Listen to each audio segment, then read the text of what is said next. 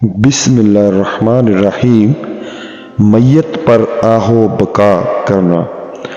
حضرت ابی موسیٰ اشعری رضی اللہ تعالیٰ عنہ سے روایت ہے کہ رسول کریم صلی اللہ علیہ وسلم نے مصیبت کے وقت چلانے والی، بال مونڈنے والی اور گریبان پھاڑنے والی عورتوں سے ناراضگی ظاہر کی ہے۔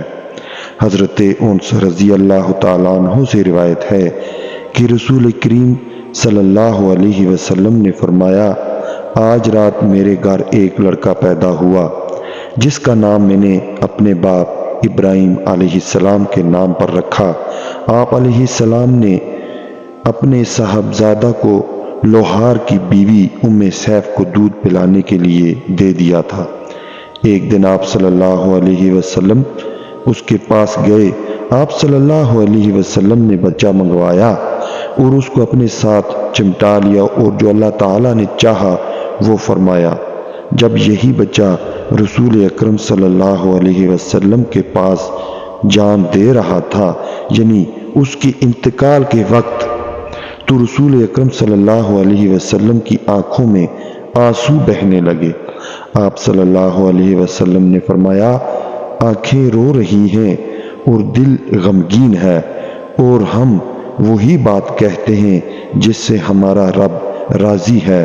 اللہ کی قسم، اے ابراہیم، ہم تمہاری وجہ سے غم زدہ ہیں۔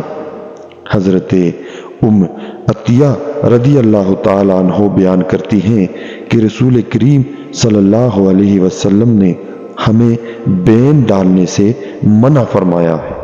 ابو سعید خدری رضی اللہ تعالیٰ عنہ بیان کرتے ہیں کہ رسول اکرم صلی اللہ علیہ وسلم نے بین ڈالنے والی اور سننے والی پر لعنت فرمائی ہے۔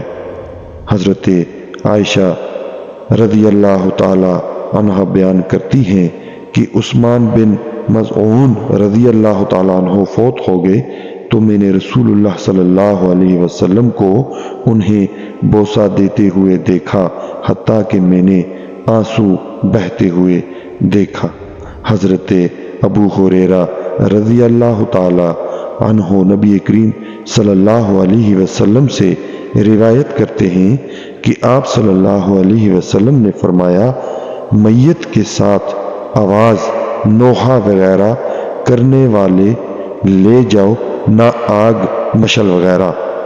حضرت ابو ہریرہ رضی اللہ تعالیٰ عنہ روایت کرتے ہیں کہ رسول اللہ صلی اللہ علیہ وسلم نے ارشاد فرمایا، لوگوں میں دو باتیں کفر کی ہیں، نصب میں تان کرنا اور مردوں پر نوحہ کرنا۔